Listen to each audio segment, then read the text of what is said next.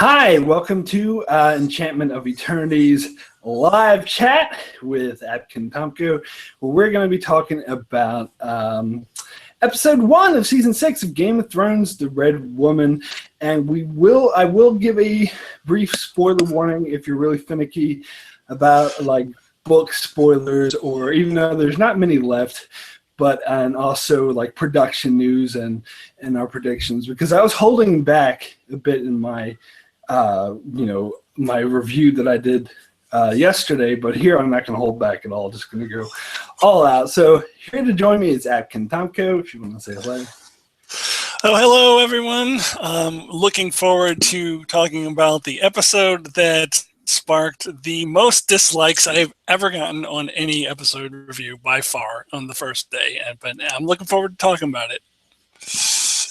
Yeah, and I will say, this is the first thing we'll talk about. Let's just go right into it, because I will say that to me, I was going to say, I think this is the most polarizing episode in terms of fan reaction that I have seen yet, because I had a lot of reactions, and I think they're equal parts to my video, because I gave the episode an 8 out of 10, and I had like 3 groups of people, and they were pretty much equal. You were among the ones who thought I was being too generous, and 8 is too much, and the episode's actually not that good. And then there was another group of people who thought I was being too critical on the episode. That is actually much better than I give it credit for.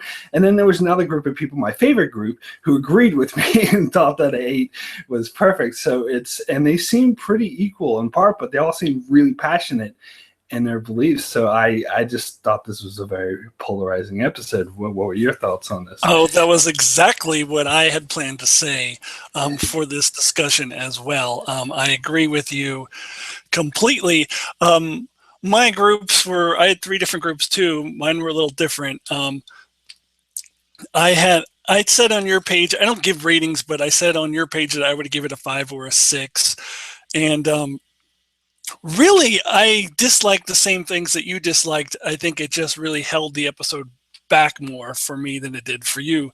So the 3 groups that I got were people who were like, I couldn't possibly disagree with you more. Actually, I want to say there's 4 groups, because there was the I couldn't possibly disagree with you more, but I love your channel. And then there was the you're wrong. How dare you say this episode was so terrible? You're delusional. Not everything can be episode 9 and all of this, crazy stuff. And so there was two different types of people who strongly disagreed with me. And then there were the people who my favorite, who kind of pretty much agreed with me. And then there were the people who went way beyond I would ever go. I had at least 3 people say that this was the worst episode of the series. I would never go that far. But there were people who really, really hated this episode. People who really, really, really loved it. And exactly what I was going to say, Mark, that this was a very polarizing episode. I can't recall seeing such passionate extremes on both sides of the spectrum. Come on. Yeah, no, that's exactly what I was thinking. Because I had actually had some comments I had to delete because they were way too overboard, way too passionate. Like in the other way, they were like, an 8, fuck you and fuck your 8. They thought the episode was so bad that they got really passionate the other way. And yeah, it's pretty surprising. But I will say, just me personally, and this is just my take on it, is that if it wasn't for the Dorne stuff, which we will get into shortly, but if it wasn't for the Dorne stuff, I would have given this episode a 10. I actually really liked this episode. And I know you said in your review you thought it was the worst premiere, but I would actually rank it as the 2nd best premiere behind season 4 premiere, because I wasn't a huge fan of like the season 1, 2, 3 premieres. I thought were actually kind of boring filler. And this I thought was pretty exciting, seeing Sansa and the Braavos at the wall, all that stuff. Like, to me, that's a 10 material. It's just the Dorne stuff dragged it down a bit. And that was just my take on it. Yeah, and the first, I guess I should give a disclaimer. That was my immediate reaction. This is the worst premiere that I can think of, but other than season 5, I haven't watched any of the premieres in a couple of years. I haven't watched season 1 or 2 or 3 in 2 or 3 years. So I would have to rewatch it again, really, to do a full ranking, and maybe it's not the worst premiere. But I just was really disappointed in it, and my opinion is just a little bit lower. I don't think it's just the Dorne that brought it down. I don't think that the other things were bad. I would say that, to me, it would be pulled up to an 8 if not for Dorne. I liked the Brienne thing. It was fun. Not amazing. I wasn't blown away. We saw that coming in the trailers, and there were things I really enjoyed. Actually, there was a scene that I liked better than you, and we'll get into it later. But the Cersei stuff, I really liked that a lot. Yeah, there was stuff I really, really enjoyed about this episode. It would have been an 8 without the Dornish stuff. The Dornish stuff, and the other thing that we're going to talk about. The burning boats, which you were actually more harsh on in your review than I was. I think that drags it down as well.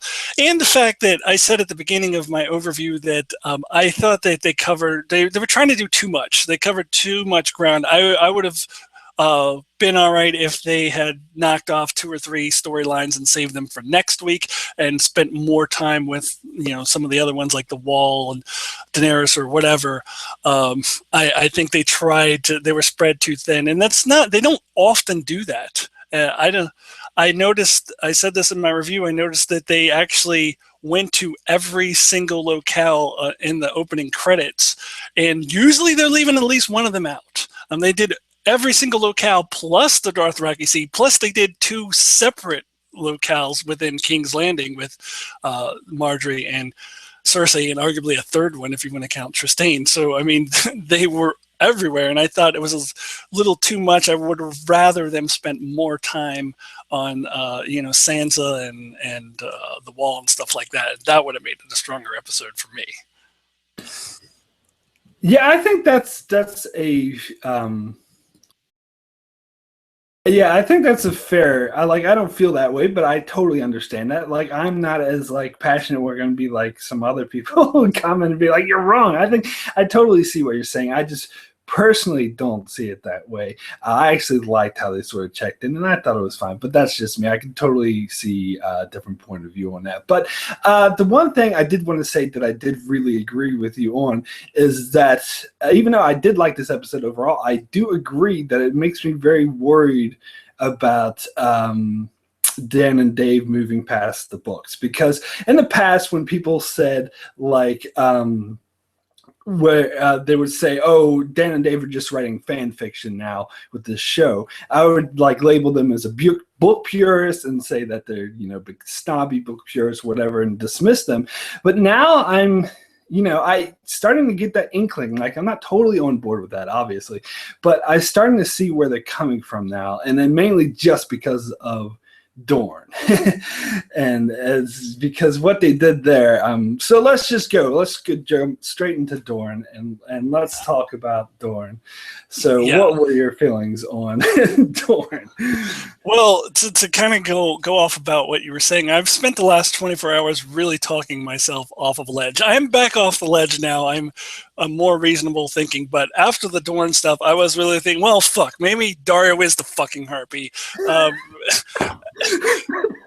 They did mention the Harpy in that episode, or not the Harpy, but they mentioned a leader of the Harpies for the first time. So I was like, oh. And I do want to get to this later on. I do want to talk about I know, but the point, everything that I said about Dario not being the Harpy is true. It would be stupid. It wouldn't make any sense. It would be the worst thing the show's ever done. After the Dorne thing, I was like, well, maybe Dario is the fucking Harpy. Fuck, maybe Gendry is going to be the gift now. Who knows where they're going with this now? It's going to spiral downhill, and it's just going to be the worst show. And but I talked myself back off the ledge, and now I'm back. I'm like, well, okay, I see what they're trying to do with the Dorne thing. It's going to be essentially what I predicted. I've been predicting for a long time that there's going to be big chaos in King's Landing. King's Landing is going to be destroyed. There's going to be all kinds of factions going to King's Landing and fighting each other. And so I think they seem to be kind of shortcutting with just having, instead of Duran having this, long simmering plan, they're just having the Sand Snakes and Ilaria who are just going for the jugular, and they're going boom right into it, and it's gonna make the chaos come sooner. So okay, I see that. So I talked myself off the ledge, but I'm still just really, really upset that they went in that direction. I think it's hard for it to be good. Hopefully it doesn't totally suck, but I just, I'm really disappointed. I'll let you talk about it too, because I know you have similar feelings. Yeah, I mean, because I actually thought in our reviews that I was a bit more harsh on Dorne than you. I was like, "Fuck Dorne,"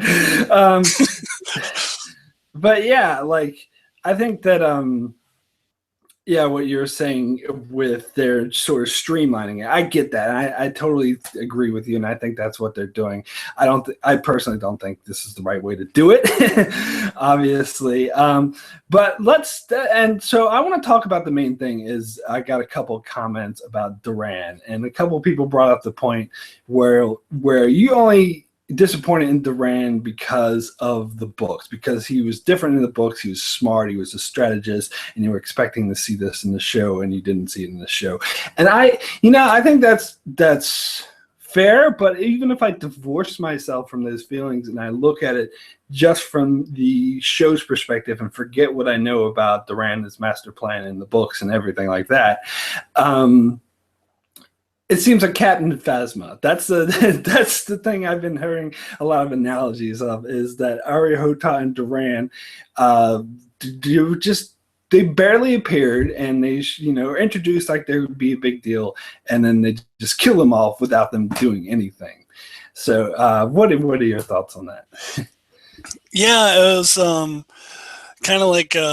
You used to complain about Charlotte from Lost. Lost used to do that with a lot of characters, where they would introduce them and just kill them off. And and I've said this in several comments. What was the point of even having Duran and Arya Hotah? They might as well have just skipped them entirely. I mean, what's the point of even putting them on the show? They might as well just skip the whole Dorne storyline. If all they're going to do is introduce them, then just kill them right away without them being developed, without them doing anything. With them just being these two-dimensional characters that hardly appear, what was the point of them even being there? So I agree. If you divorce yourself from the books, it was bad writing, bad characters. They should have never even been there. Yeah, exactly. And I think I went a bit further than you, because I was hoping that season 6, we were both actually in our predictions, we were very optimistic with Dorne. We were like, oh, they're gonna make it worthwhile, and it's gonna be awesome, and you'll look back on it, it's like, oh, that's why season 5 existed. But now they did the exact opposite. They made it so it seemed like season 5 was even worse now in my eyes. So I think Dorne is a total wash. Now, and this led to some people who said they thought that maybe they did what they did in this episode because of the fan reaction of season 5, and because everyone hated Dorne, is that they're like, okay, well, let's just get Dorne out of the way, so let's just kill everyone off, and so we can move on. But I don't think that's the case. I kind of get the feeling that they were planning this all along. I don't really think they let the fan reaction affect them that much. And if they did, actually, they would have gone the opposite way, because the fans liked Duran and Hotah and hated the Sand Snakes. So if they wanted to please the fans, they would kill the Sand Snakes and kept Hotah and Duran. No. I think they made it very clear that they were not appeasing the fans, and I believe them. I don't think they did anything because of fan reaction, and I agree with you. They would have gone the other way if they had been. But one other point I just wanted to make, this is kind of slightly going in a different direction, but I just thought of this. Some comments that I got a surprising number of comments saying, oh, well, the Dornish master plan is just a fan theory, or don't you know the Dornish master plan is just a fan theory? And I guess they're talking about the Dornish master plan like Preston Jacobs, where it's this big complicated thing. But Duran's master plan, I feel like I'm not the only one in the world who uses this term to describe his plan to get Quentin Martell to marry Daenerys. Haven't you always heard that called Duran's master plan?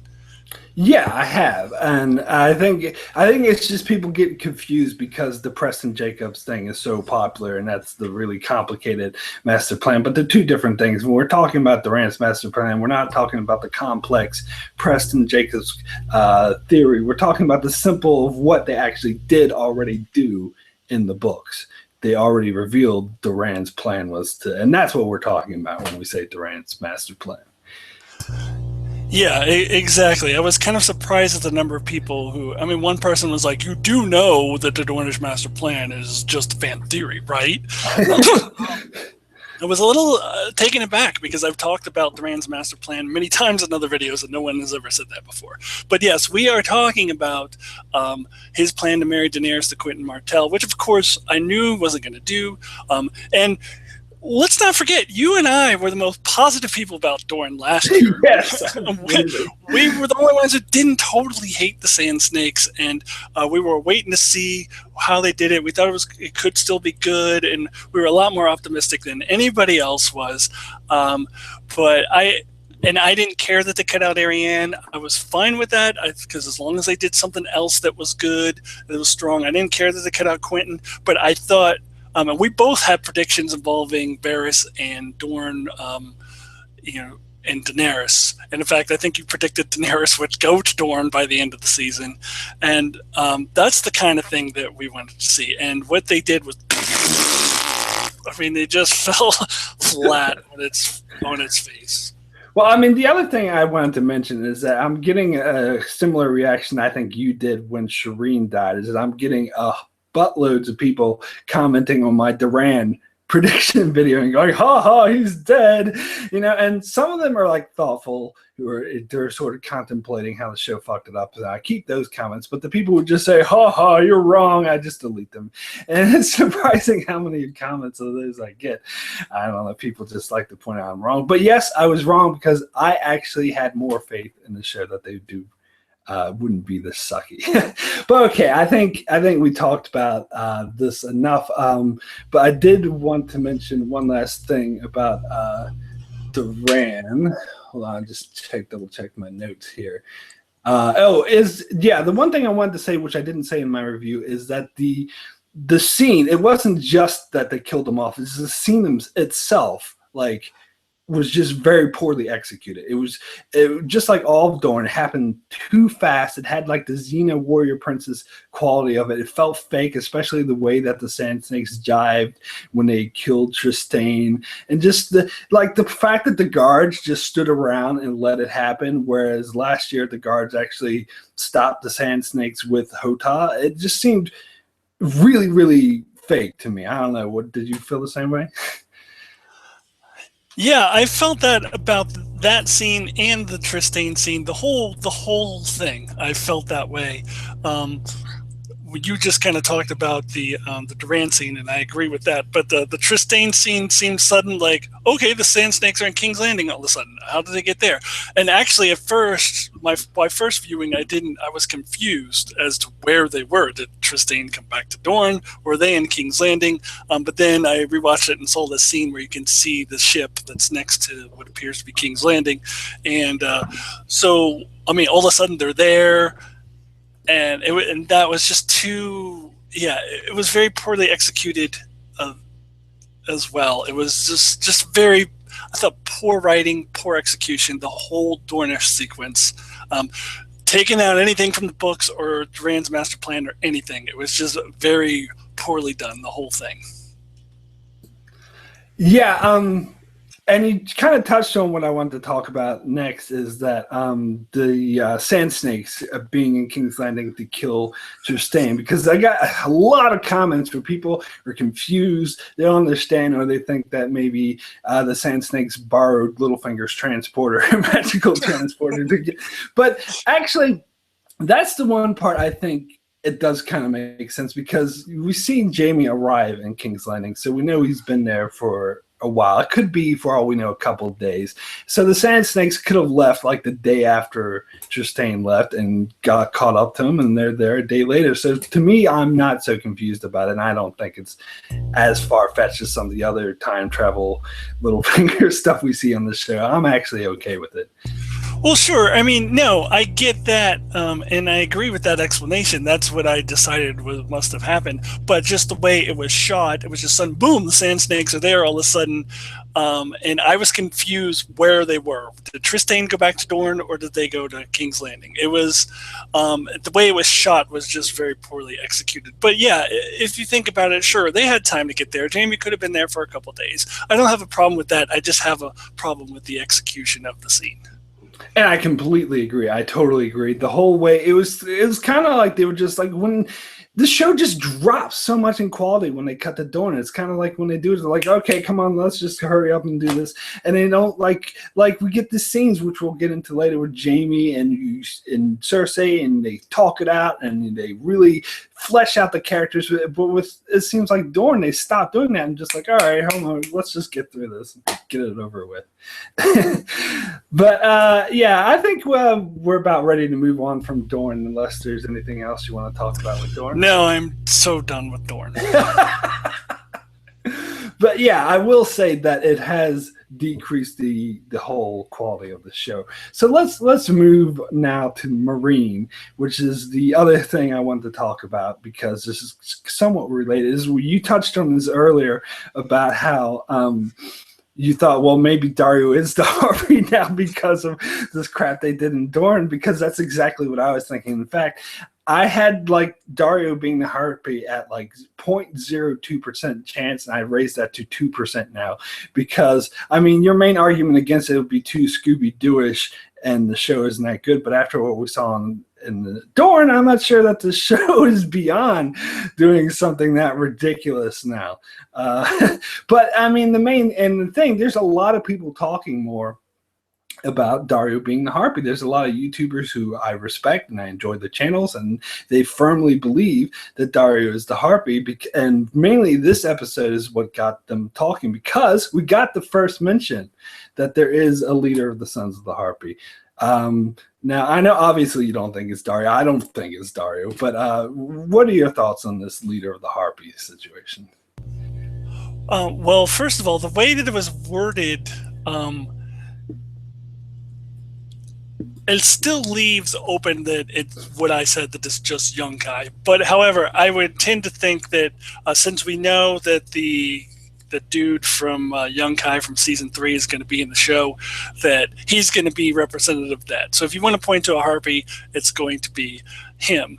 Yeah, Daario still doesn't make any sense. I mean, after the Dorne fiasco, it wouldn't shock me if they did something that horrible, but it still doesn't make a lick of sense. There's been no foreshadowing for it. Daario is still talking about how he can't wait to see Daenerys conquer the world, and I know you guys, oh, he's just playing around, or it's all part of the ruse, just like it was when he got himself trapped in the center of the fighting pits surrounded by Sons of the Harpy, and if Drogon hadn't come, he would have gotten killed, but it was all part of his ruse. I mean, it's just ridiculous. So no, there's no way that it's Daario unless the show has really gotten that bad. I would say that it's probably the dude from Yunkai that we saw in the 3rd season. Yeah, I mean, that's what I would say. That's who I think the Harpy. I have two choices, two options, I think, because everyone's thinking, oh, it's going to be Daario, or I can't remember some other names, but like someone said like Littlefinger, I don't know, but someone said like it's going to be like a main character. I don't think it's going to be a main character. It's going to be one of these tiny side characters, like the guy who's in that one episode who's the wise master of Yunkai. That's who I think is the most likely. But the other option, and this is something I said way back after season 4 aired, and I'm going to go back to it, is you know who I'm talking about. What's that guy's name who was the slave master who bought Tyrion and Jorah? Oh, Mr. Echo? No, not Mr. Echo. Oh, no, the other dude. Yeah, and we do know he's going to be in season 6. Yeah, he's going to be in season 6. What was his name? Yizin. Is it? Yizin. Yeah, Yizin. Yes. Oh, I mean, we don't know anything about him. I mean, he could be the Harpy because, I mean, they haven't really done any foreshadowing for him to be the Harpy too, but he's also not been in the show much.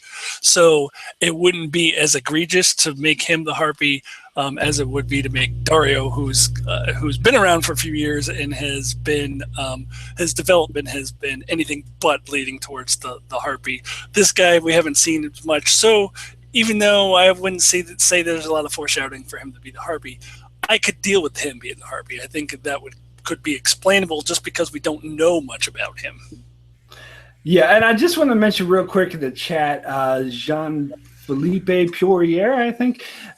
Sorry if I pronounced your name wrong. Says, weren't there leaked pictures with the guy from Yunkai with the people of Dorne? Yeah, but, that could have just mean they were filming close together because what's his face? Like Dr. Bashir, Prince Duran, was in those pictures and he's dead. And obviously he's not filming any scenes with that guy. So they're probably just filming in the same location. That's all that means. Yeah, and I agree totally. I think it doesn't make any sense for him to be in Dorne unless he was playing a different character. But yeah you brought up the point I would bring up exactly is that Duran's dead. He was in that picture, so it has nothing to do with that. They were just filming in the same location. Yeah. All right. Cool. So next thing I want to talk about in Meereen is the ships. So I kind of didn't want to touch too much on this in my spoiler-free review, but to me, this is obviously the showrunners being like, oh, it seems to me they changed their mind. It seems like, oh, we're not going to have the Ironborn come, so let's introduce this fleet of ships. And then they're like, actually, let's have the Ironborn come, so let's just destroy this fleet of ships so the Ironborn will come.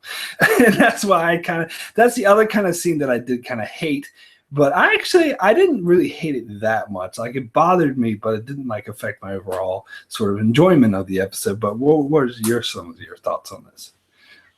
Oh, really? Because it sounded like you hated it more than I did, but it definitely affected my overall enjoyment of the episode. Yeah, that's exactly what I said in my review. The showrunners have decided to go on a change of direction. They've changed their minds. Clearly, they originally wanted to just have these 93 ships take the place of the Ironborn, or maybe they just wanted us to think that, or I don't know. But then they decided, actually, let's have Yara go and take Victorian's place, or it could still be Euron and Yara. I'm not 100%. Yara could be accompanying Euron, but in any case, let's have the Ironborn go. Let's just destroy these ships. And that scene too to me was very clunky. It was very poorly executed. I felt it just kind of seemed out of nowhere. Oh, look, these ships are burning. I mean, it just seemed out of place, and it was. I believe you used the term plot convenience. I don't know if you did or not. Yes, but I think it was a plot convenience. So let's just burn these ships so that we can set up for the Ironborn having the only ships to get them back to Westeros. It was just I thought it was very, very poorly done.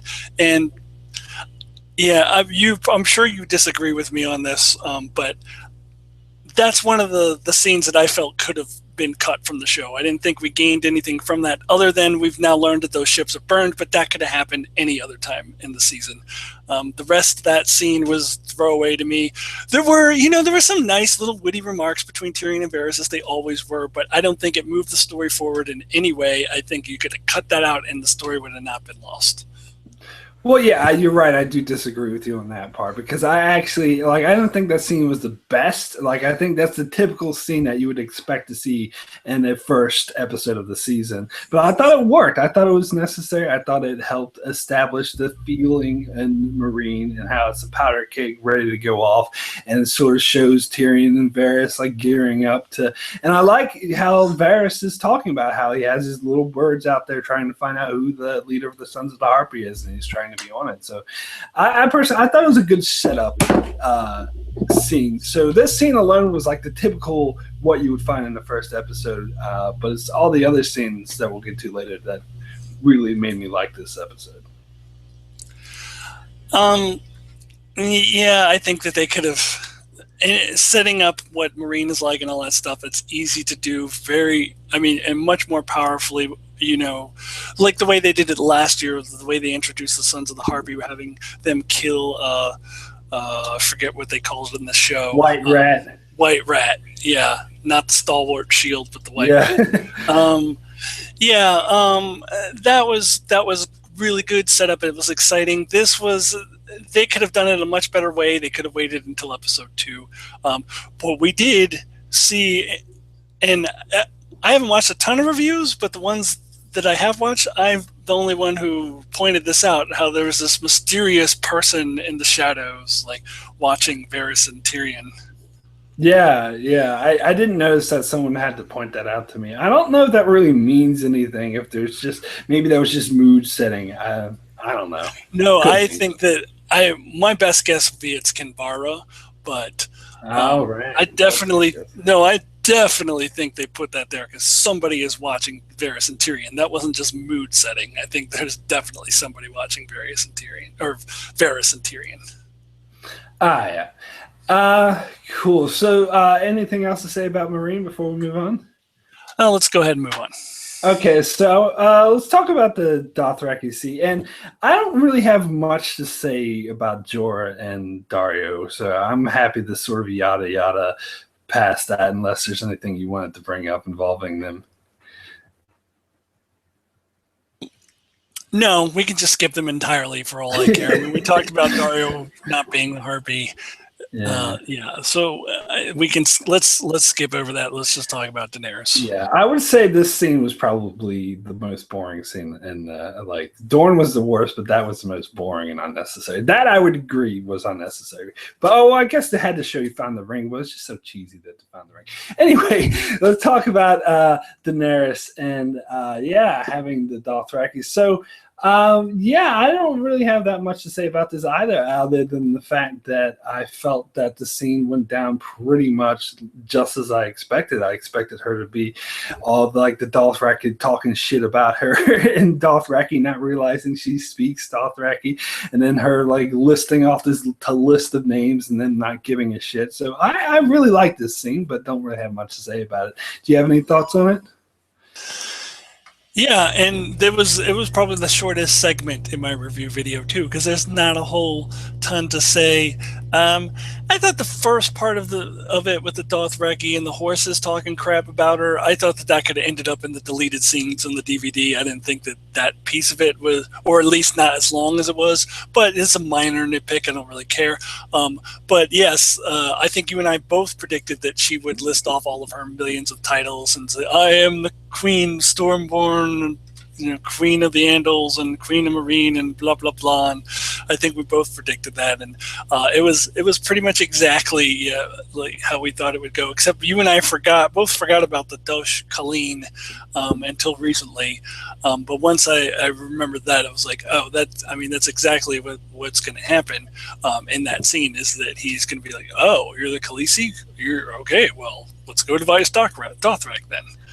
Which is pretty much what happened.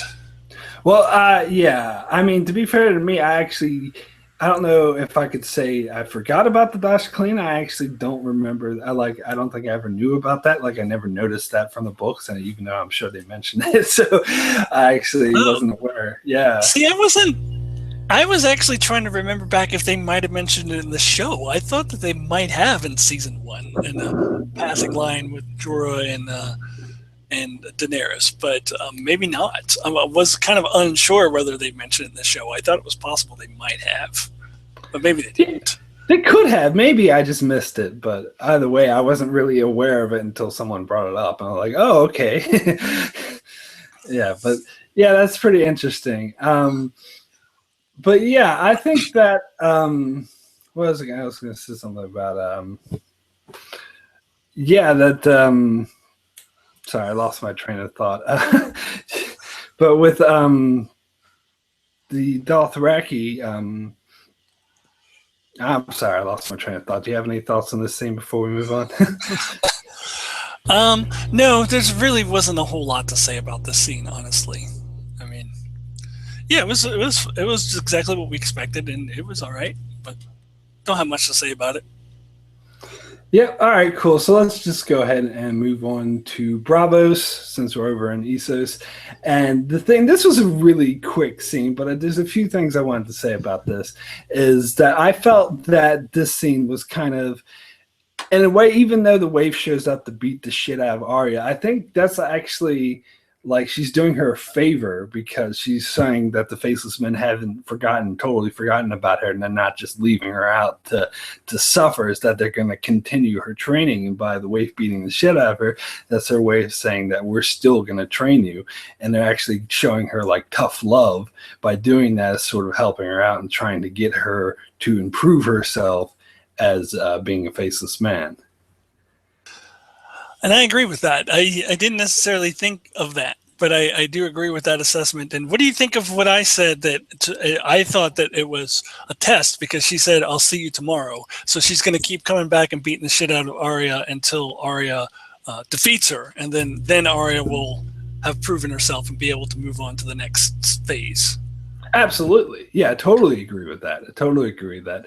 And I think that, I think she's actually continuing her training and just going to keep beating the shit out of her until she's able to defend herself. Now, the question I want to ask, though, is because, and then we can talk about books now, and this is where we're getting to book spoilers, is because we know in the books, Arya manages to pass this test because she wargs into a cat and she can see see the other, so she can actually see the fight going on through the cat's eyes.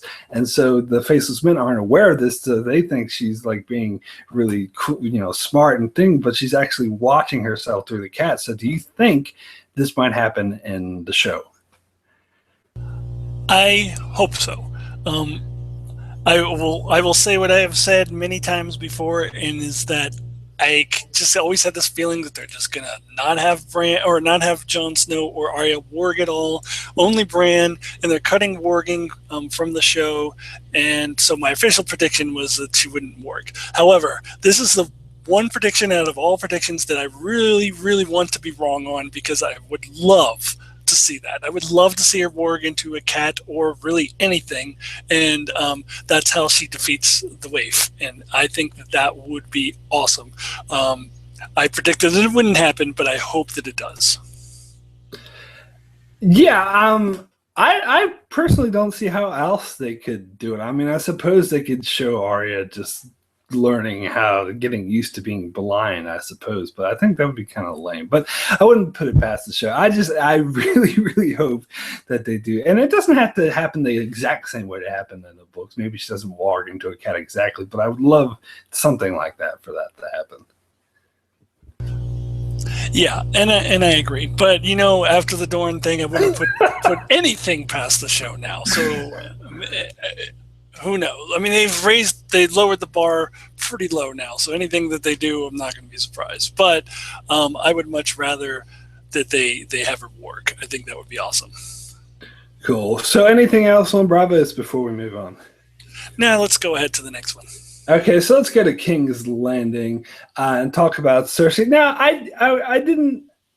I kind of talked bad. I said the scene was kind of boring, but I wanted to make it clear that I didn't hate this scene. I thought this was another scene that was like a typical first episode scene. Like, I just thought it was kind of slightly below quality compared to like the Sansa stuff and other stuff, but I still really enjoyed the scene. But it was really strange. I think this threw both of us for a loop because we didn't expect Cersei to have this sudden change in character, and this is very different from her book counterpart. And this is a part where I don't mind where the show departs from the books. Like, some people might be against it, so Cersei shouldn't be acting like this. But I think it's interesting. I like what the show did and how Cersei is more, instead of like blaming everyone else, she's actually doing like some self-reflection and some pitying, self-pity. What do you think of that? Oh, I loved it. It wasn't as, exciting and as fast-paced as the Brienne stuff, but I liked it better than the Brienne stuff just because I knew the Brienne stuff was going to happen. Brienne stuff was really cool, which we're going to talk about it shortly.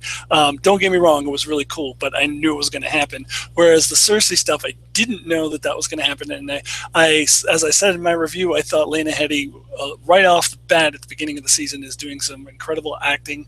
And we saw a side of Cersei we've never seen before, and how she was like, talking about Marcella and how, pure and good she is. It's not like me, I'm mean and jealous all the time, and I found it really interesting. And then that she was just really kind of broken down and talking about prophecies and kind of seemed to kind of be losing it a little bit, and I found it fascinating personally. I really did.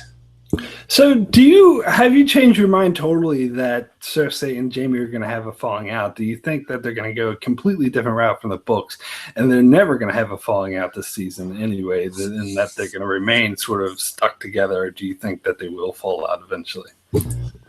I don't know. That was my prediction, so I'm going to stick to it to the bitter end, but I definitely doubt it a little bit more. I think that it's definitely possible that the show could just not have them have a falling out and still have them stick together. And then Jaime goes off the river run, not because they're, disgusted with each other, but because that's what he has to do. And so, but although it is interesting that I will say that Jaime said that, last season, we have to stay together. We can never be apart. And then Cersei said yesterday, "Oh, that was your prophecy. You were right. We should never be apart." So, but then we know they are going to be apart later in the season. So why does that happen? So that leads me to believe that they could still have a falling out, because after talking about how it's so important that they stay together, then why do they come apart later or separate again? Yeah. That's a thought. Like I'm kind of I think you sort of swung me. You won me over that they might actually because I was thinking after this episode that they might stay together, but I don't know. I think it's still a possibility that they might not have a falling out at all. So anything else you wanted to say about Cersei before we move on? No, I don't think so. Cool. So let's talk about Margaery real quick. And I think this scene was the response to everyone complaining they didn't see Margaery since episode 7. Like, I was one of the people in the finale. I was like, "What? Where's Margaery?" So now they're just going to check in. There she is. She's still in prison. Now, I said in my review, I thought it was weird that she still wouldn't confess when Cersei had already figured out, well, that's how you get out of here. You just play along with the High Sparrow and confess. And it seems like if anyone would figure this out, it would be Margaery, because she's good at putting up facades. But someone in my comments pointed out that the reason why she might not do that is because if she does, then that implicates Loras. If she admits that she was lying, then she's admitting that Loras was in the wrong, and she's more of implicating him. I don't know what your thoughts on that is. Yeah, that makes sense to me. She wouldn't want to confess because she's protecting him. I think she's smart enough to figure out that, but Cersei was only in it for herself. So Margaery is protecting somebody, and that's the difference there. I totally agree with that. But we do know from spoilers, I won't get too specific, but that she is going to find her way out of this somehow. So she is going to manipulate her way out of the situation, but it'll be interesting to see how she's able to do that and protect Loras at the same time. So I can't wait to kind of see how she's able to pull that off. Well, I have a theory about that, because in the trailer we saw her going into Loras' cell and sort of hugging him. So my theory is that she somehow, like, she plays it up a little bit and gets on their good side and convinces them to let her see Loras, and then maybe she goes to Loras and gets them so they're on the same page, so they both confess at the same time. And so when by her lying, she's not implicating Loras because he's also confessing. So they sort of do it together, and that's how they eventually, like, both turn to the faith. Yeah, that makes a lot of sense. Yeah, I like that. That could definitely be the case. Yeah, I mean, I could be wrong, but we'll see. That makes sense to me anyway. All right, cool. So you ready to move on to Winterfell? Yeah, let's go up to Winterfell. All right, so right. Well, let's talk about Ramsay and Roose thing, because the first thing, and again, I didn't want to get too much into this in my spoiler-free review, but the thing with the first thing I thought when Roose was threatening Ramsay, I'm like, Ramsay's going to kill him. He's going to kill Walda, and he's going to kill Roose, because if he kills Walda, Roose isn't just going to be okay with it, so he has to kill Roose as well. That's where I think the storyline's heading, and to me, it's just as clear as like the Shireen thing is. But those are just my thoughts, because I don't know if You didn't predict the same thing, did you? I did predict that Ramsay would kill Walda and Oh, Bruce okay. as well. Yeah, I think that it's inevitable. I mean, yeah, I think this is one of the things that they've just foreshadowed to death. I think they're just beating us over the head with a big neon sign. Look, this is going to happen. Yeah, and that's why I predicted the Shireen would survive, because I thought it was too obvious. I thought that I overthought it. I was like, oh, there's no way they would make it this obvious, so she's going to survive. This time, I'm definitely following the big neon signs that, yes, Ramsay is definitely going to kill Roose and Walda.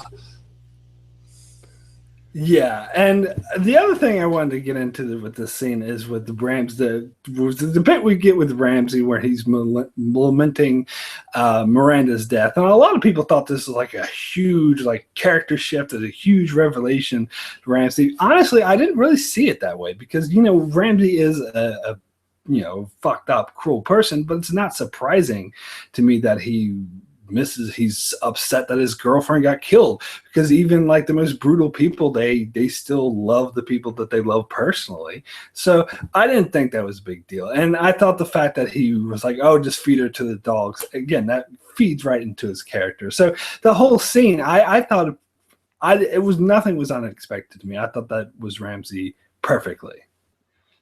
I didn't think it was some huge revelation or some huge character shift, but I forget his name, Ian, whatever his name is, who plays Ramsay.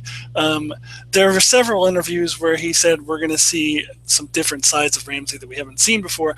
He's not going to be any nicer. He's still going to be the same cruel Ramsay. We're just going to see a different side of him, and that is what that was. Yes, it's not surprising that he would be upset when his girlfriend is killed, but we haven't seen that side of him before. So all that is a side of him we haven't seen. It's not anything surprising. It's not out of character. It perfectly fits into Ramsay's character, but it is a side we haven't seen. And I think that's one of the things that the actor who plays Ramsay was talking about when he said we're going to see a different side of Ramsay. And I enjoyed it. I thought it was a different side of him, and I'd like to kind of see it that. Yeah, I think I totally agree with that.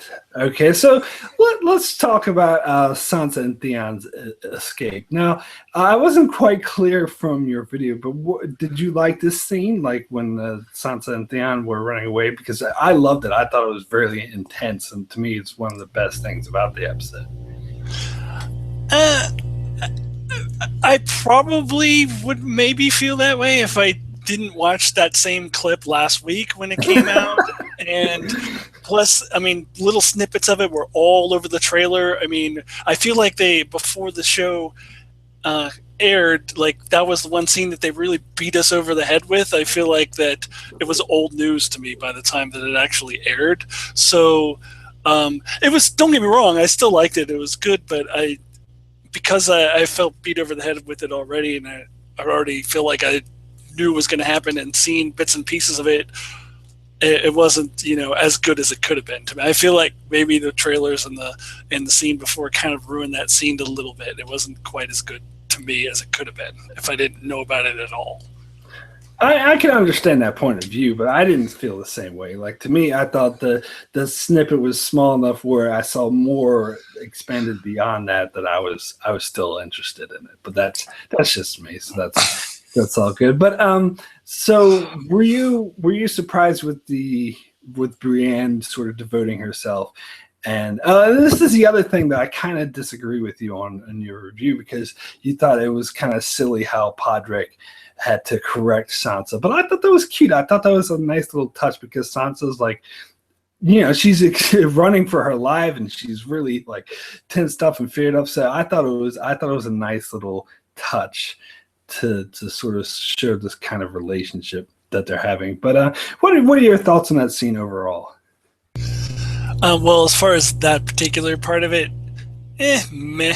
I didn't think that it was necessary, but it doesn't bother me, don't get me wrong. It's not, there was far more egregious things in that episode than that. I don't really care, but I didn't think it was necessary, but whatever.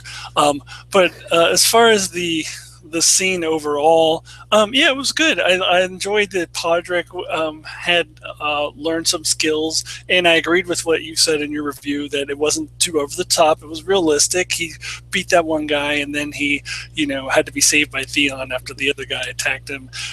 So it was very realistic, and that Brienne has been training him and stuff, and that was really cool to see. I enjoyed that. I don't think that I thought it was as amazing as you seem to think it was. It was cool. I mean, it was all right. I didn't think it was anything special or anything that blows me away. Yeah.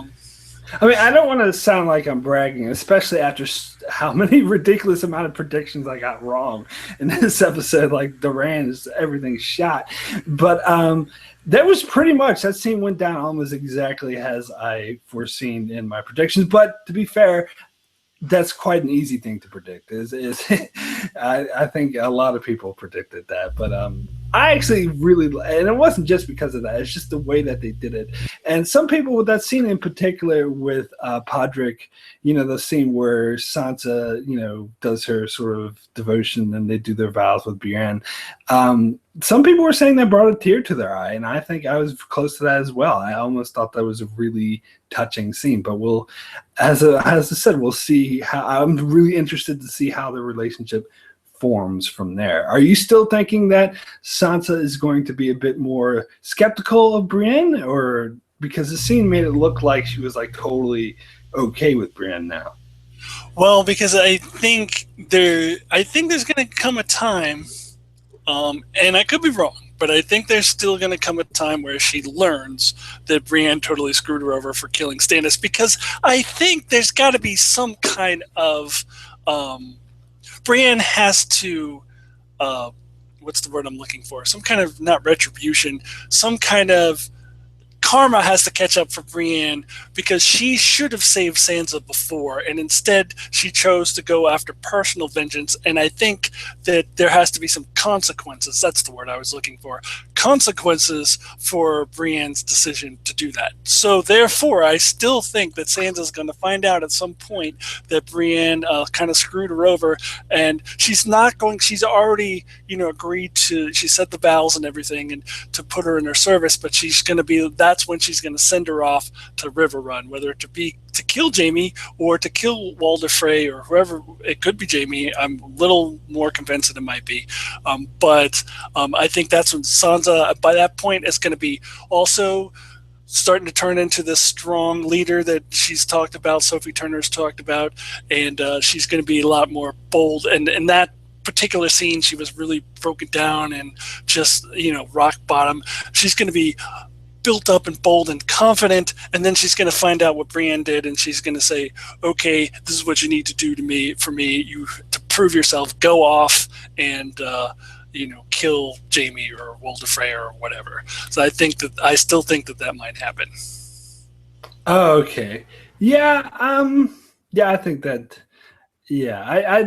I think that will happen. But I don't think that Brienne. I don't think Sansa's going to find out that Brienne screwed her over for Stannis. But I think she might have her come up and by the universe rather than by Sansa, and that Sansa's not going to have any ill intention of sending her to kill Jaime, but that she's going to be forced to choose between her loyalty to Jaime and Sansa. I think that would be cool anyway. And I know someone mentioned in the chat a while ago that they don't think Sansa's going with Brienne to the Riverlands, and I totally agree. There's some people who still think that's going to happen, even though we have seen some footage of Sansa in the North by the end of the season. But because of that, I think she's not leaving the North at all. She will rally the troops, as some people have been saying in the chat.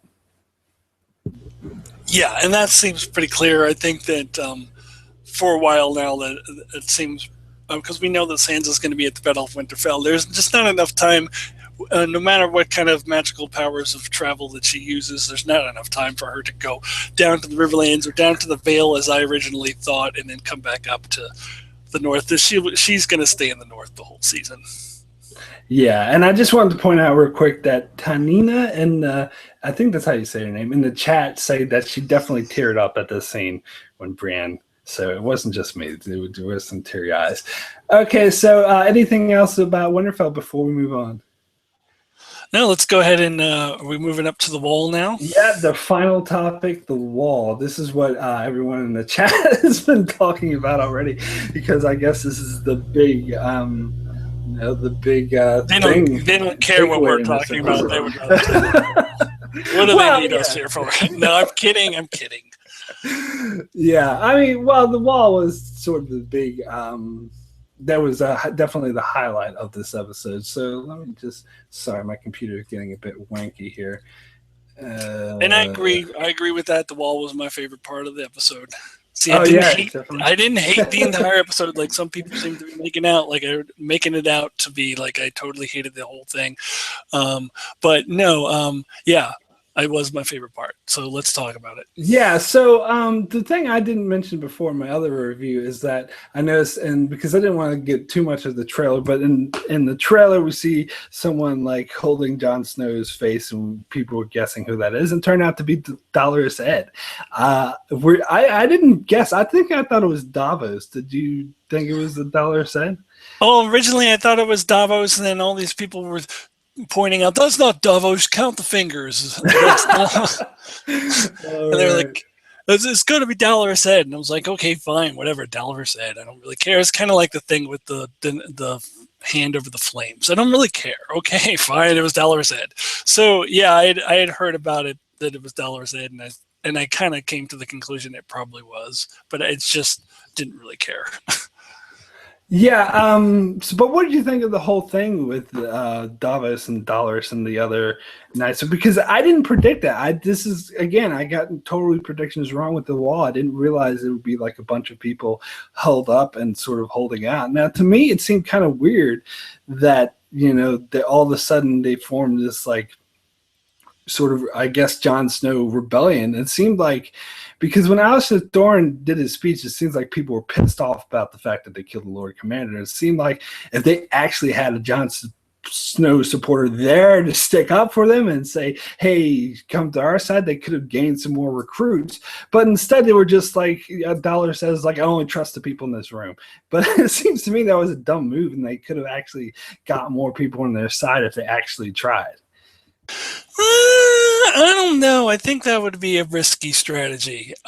Dolorous Ed knows the Night's Watch. He knows the people there. If those are the only people he trusts, then those are the only people he should trust. I don't know if you want to take your chances, go into the other Night's Watchmen, and sure, they might be yelling out, "You traitor!" or "murderer," whatever. But as soon as they have the chance, they could turn on Dolorous Ed. If he doesn't trust them, then yeah, I don't think they should have taken that chance. I agree with what they did. I think that was a smart move. Okay, well, I can definitely see that point of view, that argument. I think you make some good points there. So what do you think about my prediction or my thoughts that the Wildlings, or Dollar said, is going to bring back the Wildlings? Because I didn't mention this in my video, but we see, of course, 1-1 bashing down the gates of of Castle Black in the trailer. So I'm wondering. So I'm wondering if the Wildlings are going to come by and just... Hold on, I'll be right back. Oh, okay, sorry.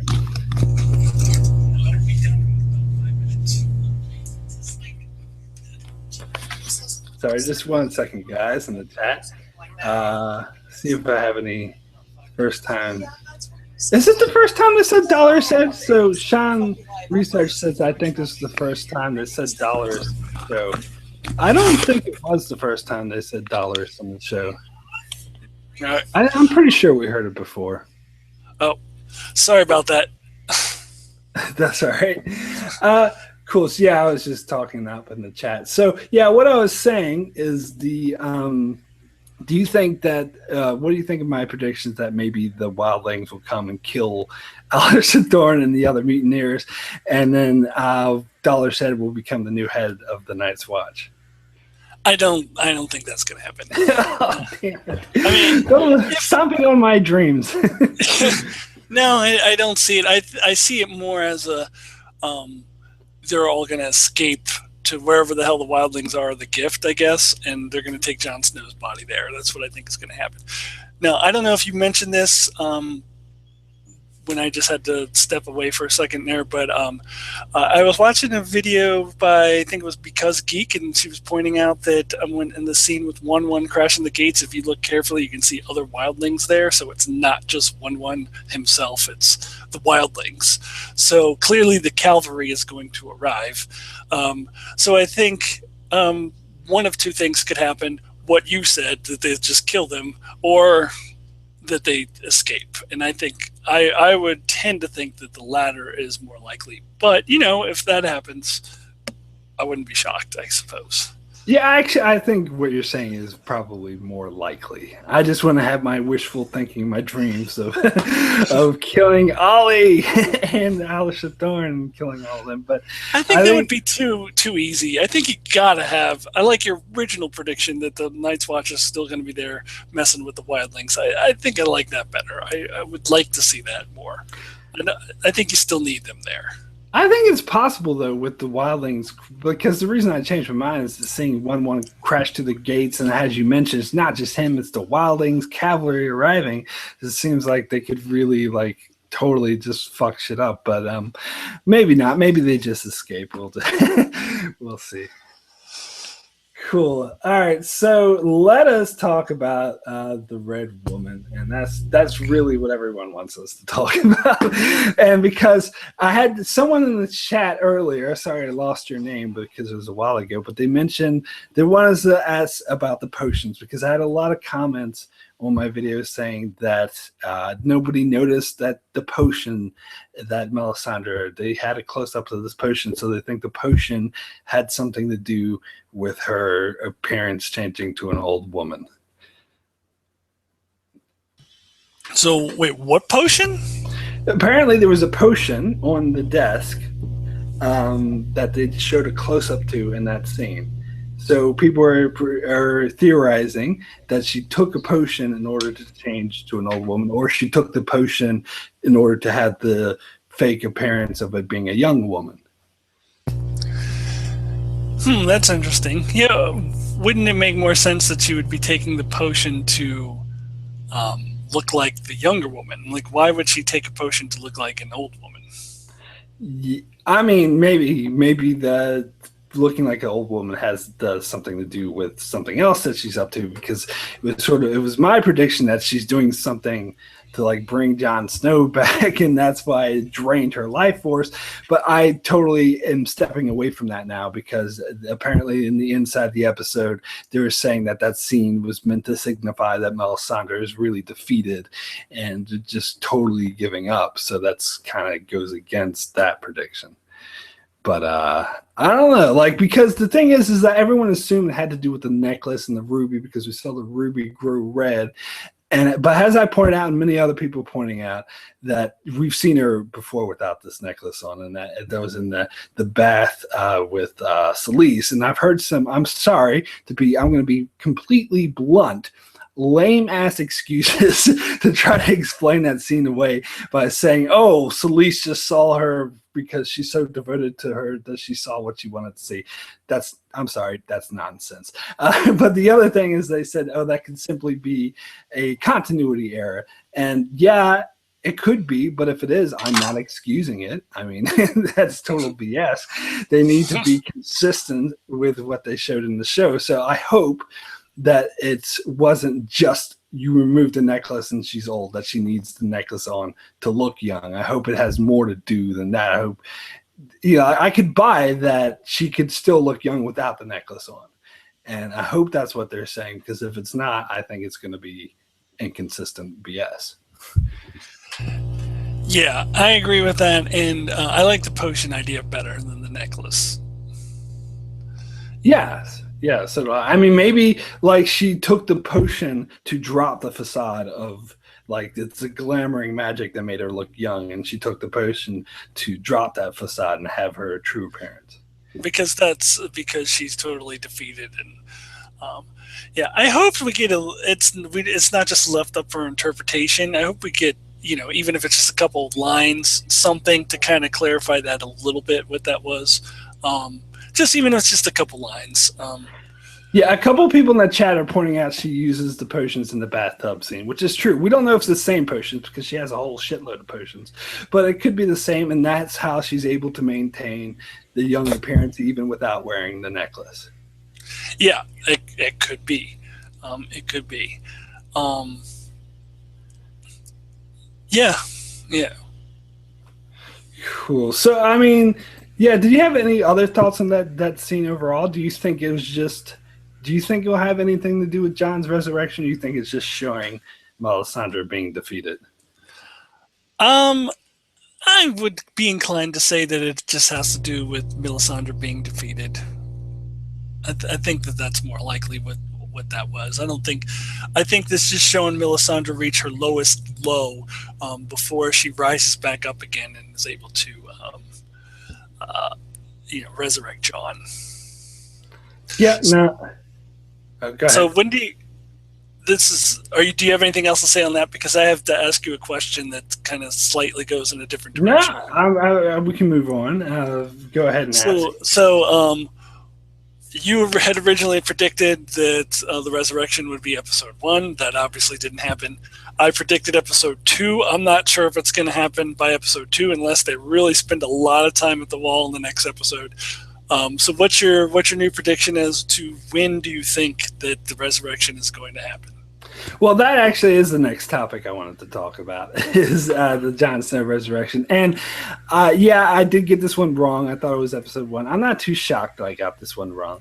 I wasn't completely firm on it either. But I'm thinking episode 2.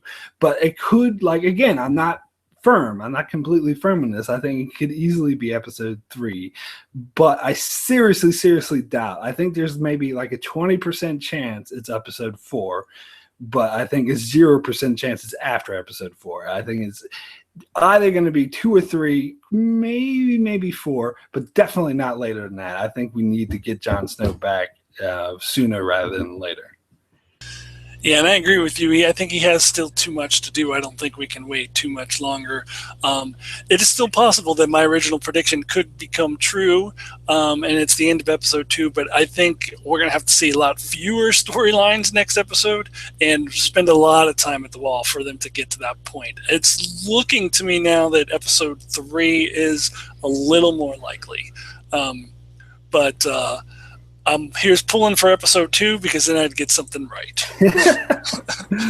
Yeah, exactly. So in the chat, so we pretty much covered all the topics that we covered, so we're going to go shortly. But if anyone has any questions real quick in the chat, and plus you were just talking in the chat about, yes, there is a delay. We're not actually delayed from seeing you. You're delayed from seeing us. There's a 5-second delay from when we talk to when you hear us. So, but did you have any thoughts while we're waiting for questions? Did you have any more thoughts on the episode overall? Are you talking to me or the chat? Yeah, to you. Sorry. Yeah. I no. That's. I think that pretty much covers it.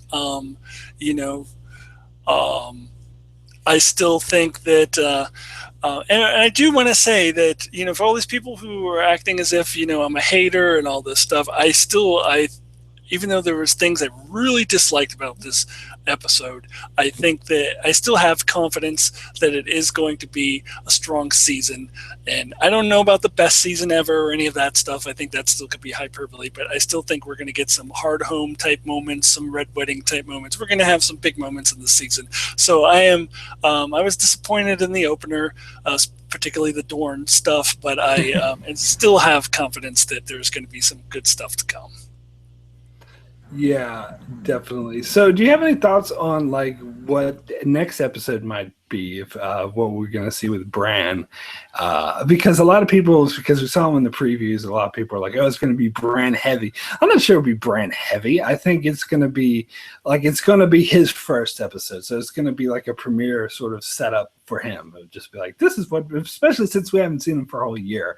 So I think it's just going to be a couple of scenes being, oh, this is what Bran's been up to. We're not going to get anything earth shattering. Yeah, no Tower of Joy next week. No, no, definitely not. You know what? I actually have not had a chance to watch the preview of the promo for next week yet, so I don't even know what. Oh, you haven't? Okay, sorry. Don't mean to give it away. Okay, a few questions I'll get to real quick before we go. Is Big Kev asks, do you think Dorne will be different in the books? And the answer is, of course, it's already different. This is fan fiction. This has nothing to do with the books. I don't think this is an indication that Doran's going to die in the books or anything like that. No, this is drastically different from the books because the show is essentially saying that Doran actually is just this weak and complacent little man. Which is what really pissed me off because he's not. He's a strategist. Again, why even have his character if you're going to and it's not just because it's different from the books. It's not because, well, he's a strategist in the books and not the show. It's because the show's version sucks and the book's version is interesting. It's not that it's different, it's that it's better, or that the books is better. Okay, so we had another question. Hold on, I'm just going to find it real quick. Okay, and Mark, I do need to go. So let's answer one more question. I need to wrap this up. We'll go. All right, it's from, when do you think we will see the return of the Hound? I'm actually predicting towards the end of the season, like episodes 7 or 8, I'd say. Episodes, I'll go the other way. I'll say 6 or 7. Okay, 6 or 7. All right, since that was a really quick question, do you think we will get a lot of Dorne this season or not? I'm thinking no. I think that we probably won't see Dorne again till the end, till there's actually a conflict between Dorne and King's Landing. What are your thoughts on that? I don't think that it's that we won't see them again till the end, but I think we might see them briefly a couple times in the middle, but we don't, just short scenes, and we won't really see them till the end, which, by the way, I was going to announce this on my prediction update video that I'm going to do later, but I now think that I still think Tommen dies at the very end of the season, but I think it's Dorne who kills him now. Since they killed Marcella, why not? Oh, the sand snakes. Oh, that's a good thought. Okay, well, we'll end this here because I think we've been going for a bit over an hour. So I want to thank everyone for joining in the chat. Thank you for joining me, Akton Tamko. If you want to plug your channel real quick. Yes, check out my channel. I did a review yesterday where I talked about how I didn't like this episode, and a lot of people got pissed off at me. But I'm also doing something new this year. I'm doing a separate video later in the week where I'm just going to talk about how that episode related to my predictions. That way I can avoid just spending my whole review talking about predictions. So I can just sit there for 20 minutes and talk about predictions without dampering anyone's experience of a review. So it'll just be for people who are familiar with my predictions or who just want to hear what my predictions were. So that'll be out later this week. Cool. Yeah, and I look forward to that. And I won't really be doing anything like that because I'm covering too many other shows at the moment. But yeah, you can still follow. I'll still do my weekly reviews of Game of Thrones. We'll do these weekly discussions. So, okay, thank you everyone for joining. Make sure to subscribe, and we'll see you next time.